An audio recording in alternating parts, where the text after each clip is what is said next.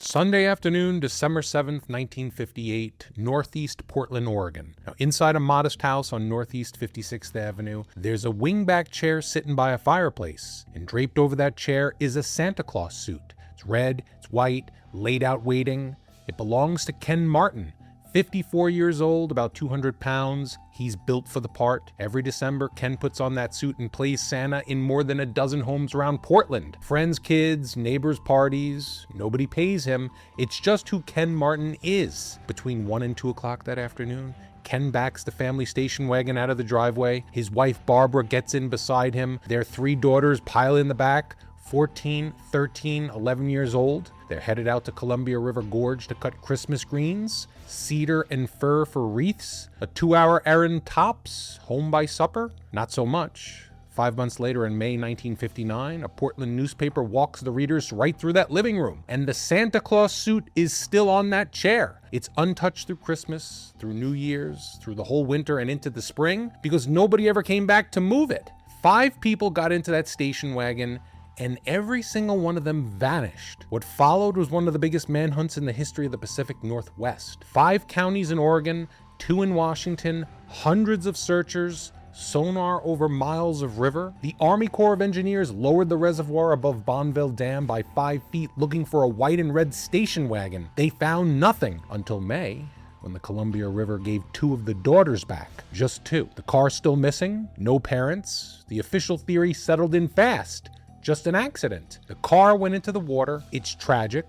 Case closed. But one county detective didn't buy it, and he said so out loud in the newspapers in 1959, and he was certain this family met with foul play. He spent the next 30 years of his life trying to prove it. And want to know what he got for his trouble? According to the book built from his own case files, his boss took one of his reports, lit a match, and burned it right in front of him. The car stayed missing for 66 years. And when it finally came out of the river, with DNA labs and the sheriff's press conference, the case was officially closed. No evidence of a crime, full stop. Now, I've read the file, all of it, and it suggests the answer they gave us explains where the family ended up, but it fails to explain what happened to them on the way there, and it also doesn't explain the burned report. I'm John Genoa, and you're watching America's Strangest History. We're up in Vermont, and I want to know what really happened to the Martin family.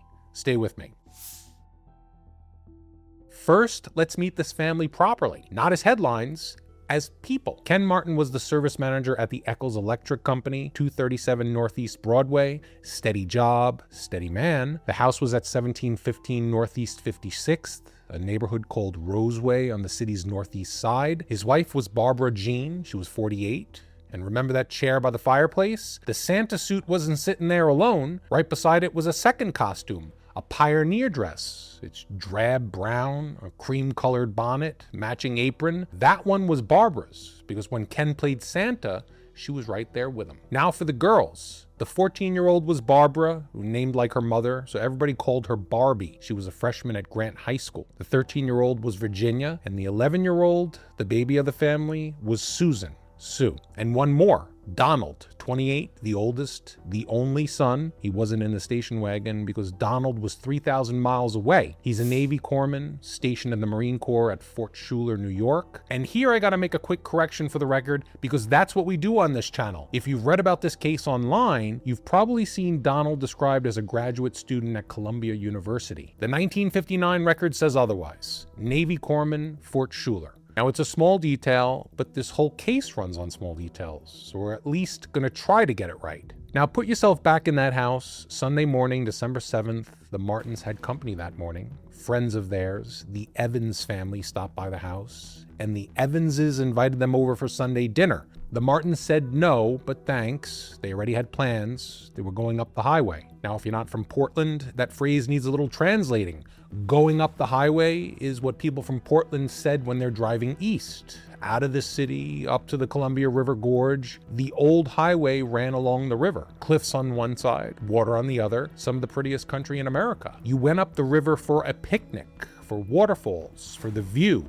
Or, if it was December, you went up the highway for Christmas greens. And for the Martins, this was a ritual. They've done it before, the same thing, the same season. They drive out, they cut the cedar and the fir, they haul it home, and they spend the evening turning it into wreaths and garlands and decorations. Matter of fact, it was Donald, the son, calling from New York, who helped talk his mother into making the trip this year. So a family tradition kept alive long distance. That was the plan for Sunday, December 7th, 1958. Skip the dinner invitation, drive up the highway, cut the greens, come home, and make Christmas. Now, no enemies, no debts that we know of, no drama. We're looking at an ordinary family on the most ordinary errand imaginable on an ordinary Sunday in December. That's who got in the wagon. And for about 90 minutes, we can follow them, almost mile by mile. So let's follow them. That afternoon, December 7th, 1958, is going to become one of the most picked apart afternoons in Oregon history. Investigators tried to rebuild it. Reporters tried to rebuild it. What they put together starts out clean. And for a while, the Martins leave a decent trail. They head out east out of Portland, along the river into the gorge. And about 40 miles out, they pull into a gas station, Dean Chevron, in a little river town called Cascade Locks. Ken buys 5 gallons of gas, and he puts it on a credit card. Now consider for a moment the notion that a credit card slip from a gas station takes a few weeks to work its way through the mail. So weeks later, that receipt for 5 gallons of gas showed up at the Martins family's mailbox at a house where the Santa suit was still sitting on the chair. The last purchase Ken Martin ever made is billed to a family that was already gone. And right here at the first verifiable stop on this trip, the record is strange. The attendant working that day was a 20-year-old named Terry Ford. Ford told investigators that he pumped the Martins gas and that the wagon pulled out headed east right around 3 o'clock. So good. We got a time, a direction, and a witness. Except the owner of the station, a man named Dean Baxter, he also says that he pumped the Martins gas. Specifically 1 car, 1 tank of gas, 5 gallons. So 2 different men, each saying that he was the one standing at the pump. Now I can't tell you what that means. Maybe nothing. 2 honest men, 1 busy Sunday, memory doing what memory does. But hold on to that notion, because that right there is the first crack in the timeline, and it won't be the last. The trail holds together for one more stop. About 20 miles further east, a town called Hood River, a little place called Paradise Snack Bar. 2 employees there are sure that the Martins came in, they sat down, and they ate hamburgers. So a family of 5 eating hamburgers on a Sunday afternoon. Nothing strange about that. And that's the last solid ground in this whole case, because after the Paradise Snack Bar, the trail basically shatters. 2 fishermen, George Zemer and Robert Epperson, reported a station wagon that might have been the Martins. It was parked at a spot at a river called Trotter's Point, and near it, they reported something else. A dark car. A truck driver named Kurt Thompson reported seeing the family on the road that afternoon too. And a couple, Kelsey and Doris Knutson, reported seeing the wagon 3 times, leaving Hood River, stopped at Trotter's Point, and pulled over again below the Bridge of the Gods. Then, strangest of all, as the lights started going down that afternoon, sightings placed the Martins not in Oregon at all, but across the river on the North Bank in Washington State, at dusk. And in the gorge, in December, dusk comes early. You may have noticed something about the last minute of this episode. I'm not drawing a map for you. That's deliberate, because these sightings don't agree with each other. They can't all be true. Every writer who's ever touched this case has tried to stitch these fragments into one neat little route, and every one of them had to guess to do it. We don't guess here. The record doesn't give us a route, it gives us fragments. An afternoon that starts with a credit card receipt and dissolves sighting by sighting into fog. The way the timeline falls apart is the evidence. Remember that. Then there's one more report from that Sunday, and this one came back from the Martin Street back in Portland. Their neighbor, a woman named Edith Hollowell, when she noticed a car in front of the Martin house, a black taxi cab, just parked there with the driver slumped over the front seat. Nobody ever explained the taxi cab. Nobody ever explained the man slumped behind the wheel, sitting in front of a house where 5 people never came home. Not then or since. It's curious. So it's Sunday night, December 7th, the Martins aren't home, and here's the harsh truth about the family of 5 that lives quietly and keeps to itself. Nobody notices. Sunday night comes and goes, Monday comes and goes. it's not until Tuesday morning that the alarm finally sounds. Ken Martin doesn't show up at Eccles Electric, Barbie's seat is empty at Grant High School, and a friend of the family, a man named Edward Lenz, picks up the phone and calls the police. Almost 2 full days gone before anybody even made a phone call. And when that call finally came in, it ran into a problem that's going to haunt this entire case. Who exactly is in charge here? The family lived in Portland, that's Multnomah County. They were last seen 40 miles east in Hood River County. Some sightings put them across the river in a whole different state. And the river itself, that's federal water, including the dams. City police, 2 sheriffs, 2 states, the state police, the Army Corps, everybody had a finger in this pie, which is another way of saying nobody owned it. No single agency ever took charge of the Martin case. Not ever. File that one away, because every strange thing you're about to see in this investigation grows out of that crack. Day 1 of the coverage, the Associated Press blasts the story across the country. A Portland family of 5 vanished while out looking for a Christmas tree. Except you already know that's not right. They weren't after a tree. They went out to cut greens for wreaths. It's a small mistake, sure, but that error ran in the papers coast to coast on day 1. The very first version of this story that America ever heard was already wrong. Keep count, because the record being a little bit wrong is going to become an ongoing theme.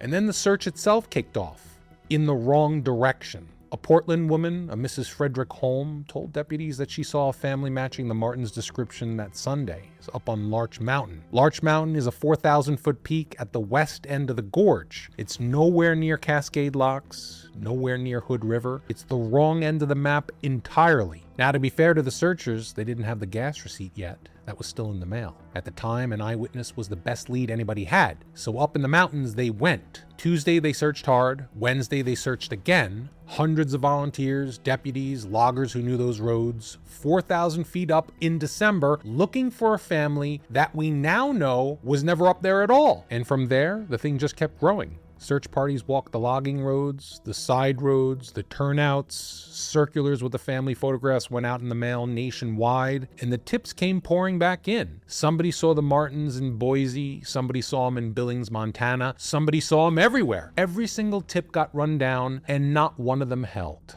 March 17th, a sleeping bag comes floating down the Columbia near Government Island, and stenciled on it is the name Martin. So finally, a real clue. Not so much. Just like all the others, it couldn't be tied to the family. In April, searchers found clothing on the creek on the Multnomah Hood River County line, a sweater, a hair ribbon, a girl's torn pedal pushers. Think about what that moment must have felt like. We finally got it. Not so much. It belonged to another family, and somebody just threw out some old clothes. That's what this search was. Week after week, month after month, hope followed by nothing, followed by hope, followed by nothing. Winter turned into spring, 5 people, 1 white and red station wagon, thousands of man-hours, and the state of Oregon had nothing. Well, almost nothing, because in late January, the Multnomah County Sheriff's Office did put one of its detectives on the Martin family case. A real one, a good one, and I need you to hear exactly what his bosses assigned him to do. Late January 1959, the Multnomah County Sheriff's Office hands one of its detectives an assignment on the Martin case. His name is Walter Graven, and yes, he's the guy. The detective from the start of the episode, the one who spent 30 years on the family, the one whose report ended up burning in a trash can. But in January 1959, Walter Graven doesn't know any of that yet. He's just a county detective being handed a job by his superiors. And here's the job. Drive to the county courthouse, pick up a man. The man is 70 years old. He just came in off a train from Seattle. His name's James D. Little, and Mr. Little is a water witcher, a dowser. If you're not familiar, a dowser is a person who takes a forked stick, holds it out in front of him, and walks around until the stick dips. And for hundreds of years, people used them to find water. In January 1959, the Multnomah County Sheriff's Office was going to use one to find a missing family of 5. Detective Graven picks Little up and drives them to the Martin house on Northeast 56th, and waiting for them there is the family's aunt, Charlotte Dorsey. And Charlotte's been given a job too. She's gone through the house and gathered up socks. socks worn by Ken, socks worn by Barbara, socks worn by each of the 3 girls, and she hands them to the man from Seattle. Little produces his instrument. It's a forked willow rod wrapped in tape, and he explains the method. You fix a sock to each end of the rod, you hold the rod a certain way, and the rod will pull in the direction of the person who wore that sock.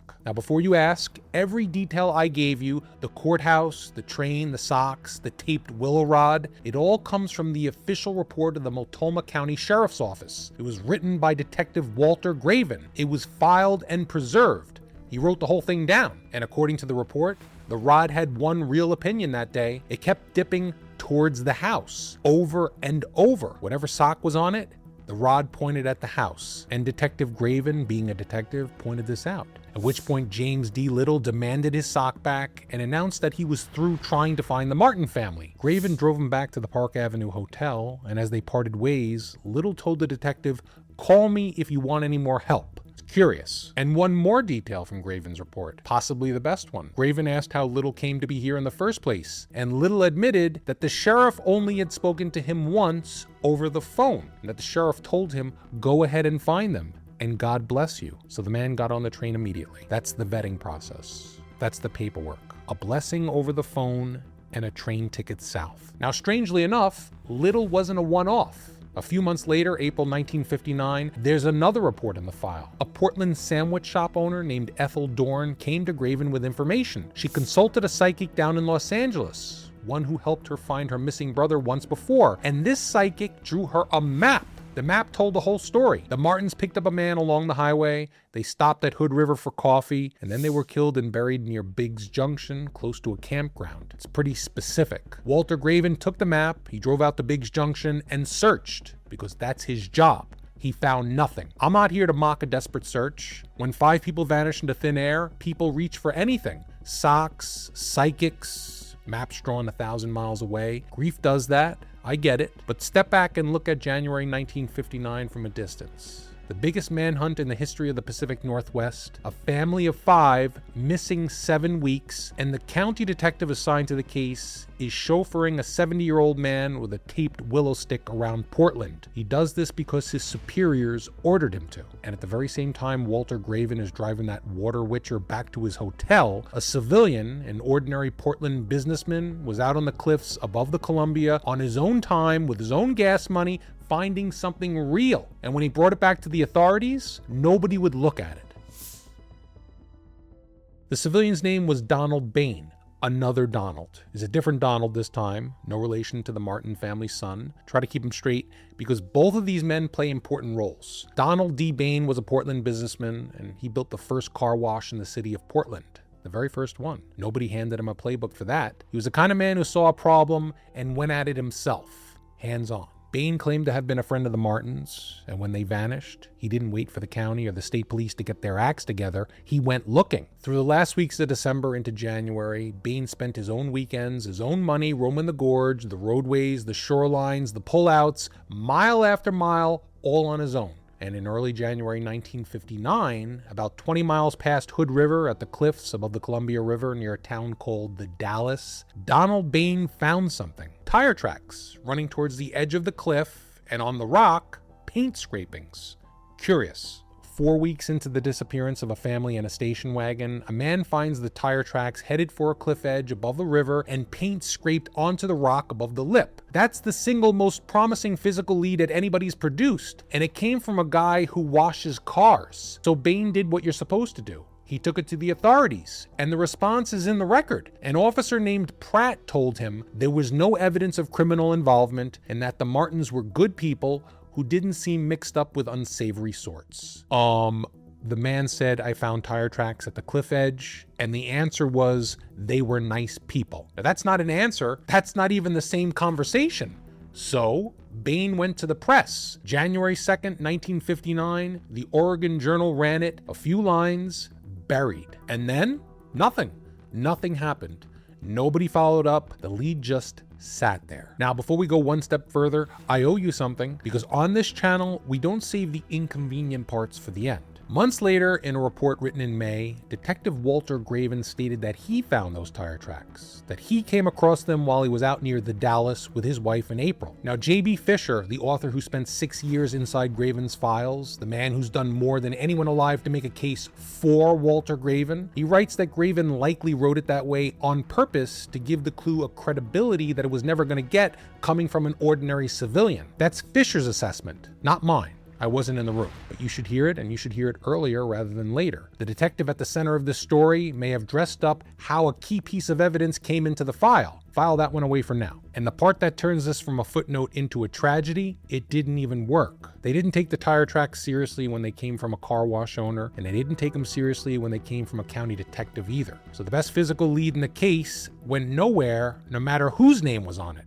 So it's time you met Walt Graven properly. 6 weeks into the case, he did something no other lawman in Oregon was willing to do. He said what he actually thought, out loud and in print. Walter Graven was a detective with the Multnomah County Sheriff's Office. His habits are worth noting. Graven wrote things down. Everything, all of it. You've already seen it. The willow stick, the socks, the psychic's map. Another detective might laugh that off with a cup of coffee and forget it by Friday. Graven typed them up complete and put them in the file. And beyond the official reports, he kept his own notebooks, personal ones, his own records of the case, and he kept them for the rest of his life. Decades later, those files, that garage full of paper, is the reason the book exists. It's the reason this episode exists. So when I tell you what this man believed, I'm not working from legend, I'm working from what he wrote and what got printed while it was happening. Which brings us to January 22nd, 1959. Remember the start of this episode? I told you one county detective didn't buy the official story, and he said so out loud in the newspaper. This is that moment. January 22nd, the Oregonian, the biggest paper in the state. The article lays out where the case stands 6 weeks in. The popular theory, it reports, is accident. The car went into the water over a cliff. The paper says less credence to the notion of foul play. The same article names the exception. At least one Multnomah County detective, Walt Graven, feels certain that foul play is key to the case. So Walter Graven is on the record in the state's biggest newspaper 6 weeks into the case, publicly breaking with his own department's theory. Think about what that costs a county detective in 1959. Your bosses read the Oregonian too, and that same article did something newspapers loved to do back then. It paired the Martin case with another one from across the country, the Jackson family in Virginia. Now their car was found abandoned, gas still in a tank, a baby's bottle with milk still in it. It's sitting in the back seat. Mrs. Jackson's purse was on the front seat. The FBI was on it. Let me be clear about something. There's no connection between the Jackson case and the Martin case. None whatsoever. The Jackson case was eventually resolved, and it had nothing to do with Oregon. The only reason I'm showing you that pairing is to demonstrate what the whole country was feeling in January of 1959. Families in cars just gone. So that's Graven in print, January 22nd. But here's what the readers of that article didn't know. By the time it ran, Walter Graven had already been pulling on a thread for almost a month. Go back to December 26, 1958, the day after Christmas. The family's been gone 19 days. Walter Graven walks into Meyer and Frank, and if you're not familiar with Portland, that's the department store downtown. It's an institution, and Graven asked to see an employment record, the record of Donald Martin, the son, because Donald worked there back in 1955.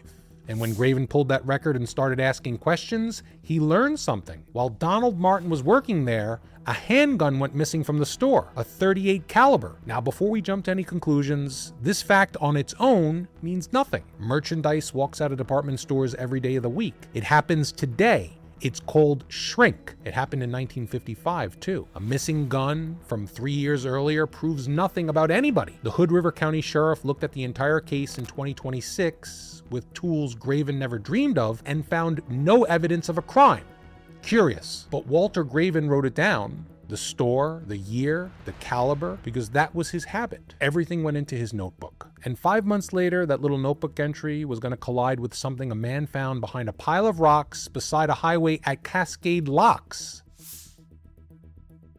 While the Martins were still missing, a man was out along a highway near Cascade Locks. His name was Theodore Hellier, a civilian, and behind a pile of rocks at the side of that highway, Theodore found a handgun, a .38 Colt Commander. To put that find in context, a gun stashed behind rocks beside the highway in the search zone of the largest manhunt in the history of the Pacific Northwest. It's down the road from the gas station where a missing family bought their last 5 gallons of gas. So Theodore Hellier did exactly what a citizen is supposed to do. He turned it into the Hood River County Sheriff, a man named Rupert Gilmuth. And Sheriff Gilmuth, he gave it back. He handed the gun back to the man who found it without investigating it. I've read a lot of case files making this show. I don't have a comparison for that. A firearm that's found hidden beside the highway in the middle of an active search area for 5 missing people, and the county sheriff's response was to return it to the finder like a lost umbrella. So the .38 caliber went home with Theodore Hellier, and it stayed there for decades. And in 1986, 27 years later, the widow of the man who found it still had the gun in her house. And here's the significance of that gun. When the serial number was finally checked against the record,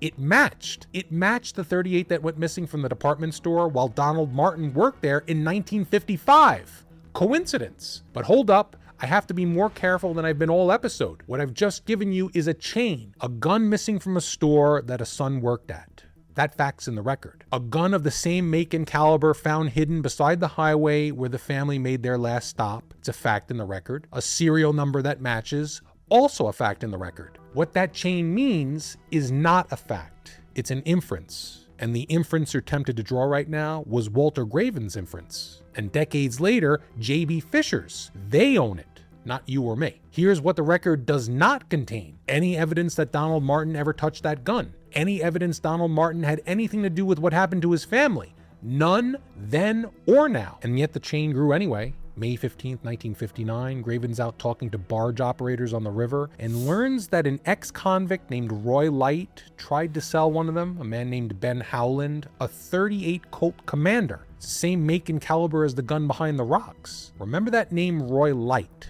because coming up, you're going to find exactly where Roy Light was staying the week the Martins disappeared and who he was staying with. And then June 1st and 2nd, 1959, Donald Martin comes back to Portland and he sits down across a desk from Detective Walter Graven. Graven asks him about the gun, Donald answers, and the answers go into Graven's personal notebook. I'm not going to characterize that conversation for you because the only account of it exists in one man's private notebook. 2 men in a room, one of them took notes, and that's all history gets, one side. But now I owe you the counterweight, in full, one more time. April 16th, 2026, the Hood River County Sheriff's Office, having recovered the car, having identified the remains with DNA technology that Walter Graven could not have imagined, they closed the Martin case, and their finding was no evidence of a crime by anyone. That's the official end of this thread. The chain is real, the finding is real, and I want you to hold on to both because this case is about to get a whole lot bigger than just one family. Remember Roy Light and the house across the river where he was sitting the week the Martins vanished? Early December 1958, right around the time the Martins were making their plans to go cut Christmas greens, a man named Lester Kenneth Price gets into a 1951 Chevrolet in Los Angeles and drives 1,000 miles north to the Dalles, Oregon. Lester Kenneth Price is an ex-convict, and when he gets to the Dalles, he makes contact with another ex-convict, Roy Light. It's the man from earlier, the man who'd later try to sell a barge operator a .38 Colt Commander. Light had a room at the Hamilton Motel, West 2nd Street, the Dalles, a trucker's motel. But that's not where these 2 men were spending their time. Both of them were staying with a man named Clifford Bennett. They called him Slim. Slim Bennett ran a place called Peggy's Rooms. It's in Dallasport, Washington. Peggy's Rooms was a brothel. If you look at the map, this is the part that raised hairs for Walter Graven. Dallasport, Washington sits on the north bank of the Columbia, directly across the river from the Dalles. It's directly across the river from the cliffs where Donald Bain found tire tracks running for the edge and paint scraped off the rock. 2 ex-convicts are sitting in a brothel with a clear view of the Oregon shore the week the Martins vanished. Now, how do we know they were there that week? because Slim Bennett told Graven so himself. Bennett said that Price and Light were there at Peggy's rooms on December 7th and still there on December 10th. And he was certain of those dates, he said, because of something that they were doing together. They watched a boxing match on TV, Archie Moore against Yvonne Durrell. Now, we checked it out. The fight was real, and it was unforgettable. December 10th, 1958, the Montreal Forum, Moore versus Durrell for the light heavyweight title. Moore hit the canvas 3 times in the first round. He got up and he knocked Durrell out in the 11th. It was one of the first fights ever broadcast coast to coast on American television. If you had a TV in December 1958, that was the night you remember. So Bennett's memory anchor is real. I verified it myself. But look closely at what it anchors. The fight was on the 10th. That's 3 days after the Martins disappeared. So the TV proves where the men were on December 10th. Where they were in the afternoon of December 7th rests with Slim Bennett's word and nothing else. And the file has one more wrinkle. The record also says Price and Light left Peggy's rooms on the night of December 8th. Whereabouts, unknown. Now those pieces don't snap together so clean. They're there on the 7th, gone on the 8th, watching the fight on the 10th. I'm not going to force them to fit together, nor should I. All I can tell you is what the file holds. Christmas Day, 1958, Lester Kenneth Price is seen in Portland boarding a Greyhound bus bound for San Francisco. And then he's gone. The story picks up 4 months later, April 10th, 1959. An AP wire out of California. A man named Calvin Paul Warren, 32 years old. He's arrested in Riverside. And Hood River Sheriff Rupert Gilmuth, the sheriff from the earlier part about the gun, he takes an interest, but not in Warren, in Warren's car. Warren's car was found abandoned near Cascade Locks right around the time the Martins vanished. And when they asked Warren about it, he said he loaned the car out to a man named Lester Kenneth Price. So the police went looking for Price, and the police failed to locate him. At the height of the Martin investigation, with 2 girls about to come out of the river, law enforcement couldn't find Lester Kenneth Price. And that abandoned car, it was towed from a spot whose name you already know, Trotter's Point, where 2 fishermen on December 7th reported a station wagon that might have been the Martins, and near it, a dark car. Was the abandoned car the dark car? The record doesn't say. So neither will I. And before we leave these men, I want to point out that Lester Kenneth Price was never charged with anything in this case. Roy Light was never charged with anything in this case. Slim Bennett was never charged with anything in this case. Everything you just heard is what the record says, nothing more, and I've given you every crack in it that I can. But there's still a question sitting underneath this whole thing. And you're probably asking it right now. Why was there a brothel in tiny little Dallasport, Washington in the first place? Who was it for and who protected it? The answer is out of the gorge and back in Portland. Because Portland, Oregon in the 1950s was one of the most corrupt cities in America. I know what a claim like that sounds like, one of the most corrupt cities in America, so I'm not going to ask you to take my word for it. I'm going to give you the Pulitzer Committee, the United States Senate, and a banned movie. April 19th, 1956, 2.5 years before the Martins drove up that highway, the Oregonian, the same paper that would later put Walt Graven in print, runs a banner headline across the front page. City, county control sought by gamblers. Behind that headline were 2 reporters, Wallace Turner and William Lambert, and what their reporting laid out was a machine. Gambling, prostitution, payoffs, corruption running from the street corner all the way up to the top of the city government. It's true, newspapers make big claims all the time. Here's how you know this one's real though. In 1957, Turner and Lambert won the Pulitzer Prize for it. It's the highest honor in American journalism for proving what their city was. And Washington, D.C. noticed. The United States Senate had a special committee on rackets, the McKellen Committee, and the committee sent its top investigator out to Portland, a young lawyer. His name? Robert Kennedy. That Robert Kennedy. Before the Attorney General's office, before the Senate, before all of it, Bobby Kennedy cut his teeth on Portland. And when the hearings came, witnesses got hauled back to Washington to testify. The Portland Chief of Police, the District Attorney, and the newly elected Mayor of Portland, a man named Terry Shrunk. And before Terry Shrunk was mayor, he held another job, Sheriff of Multnomah County, the exact office where Walter Graven carried a badge. And in front of the Senate's investigation, Terry Shrunk failed a lie detector test. Now, polygraphs are worth exactly what you think they're worth. That's why they don't convict people. But that was the finding, and it was national news. In 1957, they made a movie about it. It's called Portland Exposé, and according to the record, that film screened in Portland exactly once. The premiere was canceled. The producer blamed pressure from, quote, interested parties. So what did the studio do? They reprinted the posters with a brand new tagline, now banned in Portland. Okay, so Portland was dirty top to bottom, and the whole country knew it by 1957. And what does any of that have to do with the station wagon full of Christmas greens? Well, here's what. When the heat came down, the headlines, the Pulitzer, Bobby Kennedy, the cameras, Portland's illegal businesses didn't die. They moved east out of the city, up the river to the Dallas and to Dallasport, Washington. That's documented in two separate books. The first is called Portland on the Take by J.D. Chandler and J.B. Fisher. Yes, the same J.B. Fisher, Graven's champion, which is exactly why the second book matters. Portland Confidential by Phil Stanford, a different author working separately, and Stanford records that the man who'd been running the rackets on the avenue in Portland packed up and left town and set up the same businesses in Dallasport. Two authors, two books, the same arrow pointing east. So now go back to Peggy's rooms, that little brothel across the river from the cliffs. It wasn't some random outpost in the middle of nowhere. It was standing in the exact place where Portland's Vice machine went to ground when the reporters and Robert Kennedy turned the lights on. That's the water that Walter Graven found himself wading into. A county detective alone with a notebook asking questions about a brothel that existed because men with badges and offices needed someplace out of sight. So picture the corrupt machine. It's pushed out of Portland, it's reassembled in the gorge, two ex-cons in a brothel across the cliff with tire tracks, a sheriff handing guns back to civilians, and one detective writing it all down. That's where this case stood in the spring of 1959 when the river finally spoke. May 1st, 1959, the family's been gone almost 5 months. There's a dredging barge working its way up the Dallas. Two operators, Gene Dimmick and Ben Howland. The name Ben Howland should sound familiar by now. He's the bargeman that Roy Light tried to sell a 38 Colt Commander to. Remember that? That morning, the barge's anchor hit something. Down on the bottom, it's something big, it's something metal, and the crew described it as about the size of a car. A short time later, the men on the barge watched something come up out of the water.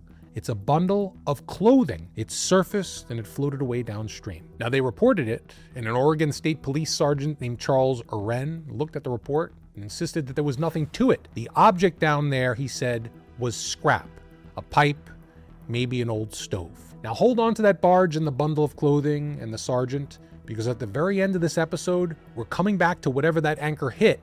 And I promise you, the answer isn't what you think right now. The next day, May 2nd, about 25 miles downstream at Cascade Locks, a fisherman named Ellery Richard Colby and his wife see something in the water. Two bodies floating through the old locks. They're sighted again further down at Bonneville Dam. Now, May 3rd, Susan Martin, Sue, the baby of the family, 11 years old, is recovered from the Columbia near Camas, Washington. Now, May 4th, 13-year-old Virginia recovered from the spillway off Bonneville Dam. Two daughters on 2 consecutive days after 146 days in the river. Ken, Barbara, and Barbie, the river kept them. And right here, the record hands us a coincidence. The Oregon Journal printed it themselves. When Sue arrived at the Multnomah County morgue, the deputy coroner on duty was a man named I.A. Towie, and Mr. Towie was related to the Martin family by marriage.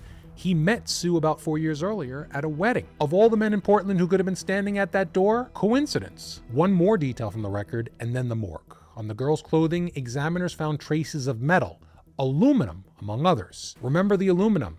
Where it came from is the question whose answer was standing right on the river at the Dallas. And we're going to get there. Now we need to look inside the Multnomah County morgue. It's 1959. There's no DNA. There's no computers. It's 1959. The way you give a child back her name is you call the one man who knows her teeth. Dr. E.A. Waterman, 59 years old, the Martins family dentist. He's called to the morgue with his files under his arms, charts of fillings that he put in himself with his own hands in his own chair for a family that he'd been seeing for years. He starts with the oldest girl's chart, Barbara, Barbie, 14. He compares his own handiwork, filling by filling, against what's in front of him. Negative. It's not Barbie. He picks up the next chart, Virginia, 13, and he says, for the record, she should have one big filling in the lower left molar. He looks, this body doesn't. So he picks up the last chart, Susan, Sue, 11 years old, and he goes through it, check by check. Upper left, 6-year molar, there. 2 fillings in the lower left, there. 2 in the lower right, there. 6 fillings and 4 teeth. Every single one he put in present, and not one filling his chart doesn't show. Dr. Waterman says, she has all the fillings I put in. I feel from my records that this is Sue. That's how Sue Martin came home, with a family dentist standing in a morgue recognizing his work in the teeth of a little girl that he knew for years. And then Dr. Waterman said one more thing. The paper printed it in 1959. Quote, if it had been Mr. Martin, I could have positively identified him because I put in a couple of fillings just weeks before he left. Now, what you're about to hear next is why this episode exists. I'm going to give it to you in 3 escalating pieces: a warning, a threat, and a match. Piece 1, May 22nd, 1959, not 3 weeks after Sue and Virginia came out of the river. Detective Graven and Dr. Waterman, the dentist, are down at Astoria identifying the body of a fisherman. It's routine work. Both men did this plenty of times. Afterward, according to the record, the 2 of them were threatened. They were told, do not identify any more members of the Martin family, if any more were found. So a detective and a dentist warned off of giving 3 missing people their names back. Piece 2, that same spring at the Dallas, there's a dive operation on the river, and Graven's there. Of course he's there. The tire tracks, the paint, the aluminum, everything he believes points at that same stretch of water. And at the dive operation, Walter Graven is threatened again by a sergeant of the Oregon State Police, Charles Orrin. The same Sergeant Orrin who looked at the barge's crew report of a car-sized metal object and called it a cook stove. A quick word about the names, because history is unforgiving with him in this case. The Pulitzer reporter that we talked about earlier is named Lambert, Bill Lambert. The man you're about to meet is Sheriff Francis Lambert of Multnomah County. 2 different men, no relation that the record shows. One exposed corruption for a living, and keep your eye on what the other one does with a match. Piece 3, Sheriff Francis Lambert is Walter Graven's boss, the top lawman of the county, and Graven answers to this man. One day, Sheriff Lambert takes a report Walter Graven wrote on the Martin case. You already know what he's going to do. And in front of Graven, the sheriff strikes a match. He puts the flame to the paper, and he drops it burning into the metal trash can beside his desk. And he looks his detective straight in the eyes, and he tells him they both know it's time to stop pursuing the case. That's the scene you saw at the start of the episode. Now you know who was holding the match and who was watching his work burn. And before you ask me the question, I'll ask it for you. Why? Why would a county sheriff burn his own detective's report on the disappearance of a family of 5? There is an answer in the story, and I have to handle it like it's made of glass. So listen to exactly what I say and exactly what I don't. The answer that Walter Graven gave to his own family was that the Oregon State Police and Sheriff Francis Lambert had money tied up in the Dallasport brothel. Now hear me out, this isn't a document, there's no ledger, no bank record, no sworn statement. That's just what Walter Graven told his descendants. They passed it down the way families pass things down. It's the load-bearing answer to the biggest question in this whole story, and it rests on a family's memory of what one man said. Now I can't prove it, Fisher can't prove it, nobody's ever proven it, so take it as an allegation from one side of a fight that you've been watching all episode. What is provable? The threats are in the record. The burned report is in the book built from Graven's files. And the questions Sheriff Lambert never answered, not once, in any record I can find, is the simplest one there is. If there was nothing to hide, why not just let the man work? And what did Walter Graven do after his boss burned his report and told him to quit? He went home and he wrote in his notebook. He wrote that even though he can get no cooperation from anyone, there was no murder that couldn't be solved. No cooperation from anyone. That's a county detective describing his department, and that's why the garage full of files exists. A man being helped doesn't need to keep copies at home. I now have to give you about 30 years and about 6 minutes. 30 years of one man against one river. 1961, the Oregonian reports that divers searched for the car at the Dallas. And here's the strange part. The sheriff's office at the Dallas didn't know what was happening. A dive search on the biggest missing persons case in Oregon history kept secret, supposedly to keep sightseers away. And no records of that search has ever been found. We don't even know who ordered it, what it cost, what it found. So a dive operation that officially barely existed. 1967, an Oregonian reporter named Ann Sullivan picks the case back up. She works it hard, and she publishes a piece with the title, "What Really Happened to the Martins?" 8 years later, and the state's biggest paper is still asking the same question that Walter Graven asked in week 6. And for one brief moment, it looked like the wall finally was going to crack. December 1967, an Oregon State Police lieutenant named Howard Benningoff writes a report to his superiors, and that report urges them to reopen the Martin investigation at the Dalles. Now think about that. This isn't Graven anymore. This is a lieutenant of the same state police force whose sergeant threatened Graven at the dive site, now saying in writing that we should look again. And then it went all the way to the top. Early 1968, the governor of Oregon, Tom McCall, orders the Oregon State Police to reopen the Martin case. The governor himself, a decade after the family vanished, that's how loud this case still was. So the state police reopens it, and now ask yourself, who gets the job? The lieutenant who pushed to reopen it? Benningoff? No, that job goes to a lower-ranking officer, a sergeant out of the Milwaukee barracks named Henry Kaczynski, and Sergeant Kaczynski files his report on Valentine's Day, February 14th, 1968. And that report concludes decisively that the Martin family died in an accident. Their car went into the river at Cascade Locks, not at the Dalles, Cascade Locks, 40 miles of river away from everything Walter Graven believed. The governor got his answer, the file got its stamp, and as far as the state of Oregon was concerned, that was that. Walter Graven never accepted it though, not in 1968. Not ever. He kept the notebooks, he kept every copy in that garage, and he wrote that this case would be solved if he lived long enough for that car and the bodies to be found. Heads up, he didn't. Walter Graven died in 1988, 30 years after the Martins drove up the highway. The car was still in the water. Ken, Barbara, Barbie, they were still in the river. And his own file said the man died with the case open. But that garage full of paper, it outlives you. 1999, an Oregonian columnist named Margie Boulay takes up the case, and dives get made at the Dalles. Nothing. 2012, a writer named J.B. Fisher, the name you've been hearing all episode, finds the old clippings and eventually Graven's archive. 6 years inside that garage of paper becomes his book. 2013, a sonar search of the river, and in the boat is Walter Graven's grandson. He's still looking 2 generations later. And I want you to notice something about every one of those searches. 1964, 65, Boulay in 99, the sonar in 2013. Every one of them was looking at the Dalles. That's Graven's Cliff, Graven's tire tracks, Graven's aluminum. For 54 years, everybody who believed Walter Graven searched where Walter Graven pointed. And the river kept saying nothing because the answer wasn't at the Dalles. It's never been. 2018, a private diver named Archie Mayo starts looking for the Martin family's car. He's on his own time, with his own equipment, his own money.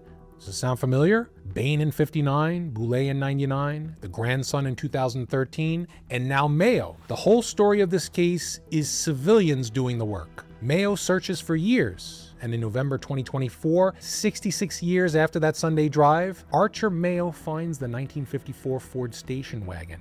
It's upside down in a pit under about 50 feet of water. And he didn't find it at the Dalles. He found it at Cascade Locks, in the old locks. March 2025, a crane tries to lift it and the undercarriage tears away from the rusted body. August 2025, Mayo recovers human remains. And on April 16th, 2026, the lab, Othram, confirms it by DNA. Kenneth Martin, Barbara Martin, and Barbie. 67 years after they left the house, the last 3 Martins finally came out of the river. Hood River County closed the case. No evidence of a crime. Now we've arrived at the hardest part of this episode, and I'm not going to flinch because you've earned the truth, and so has everybody in the story. Sheriff Gilmuth, the man who handed back the gun, said the car was at Cascade Locks. Sergeant Kaczynski, the Valentine's Day report, said Cascade Locks. The men Walter Graven spent his life fighting were right about where the family was. And Walter Graven, who was certain, who was threatened, who watched the sheriff set fire to his work, spent 30 years dragging the wrong stretch of the river.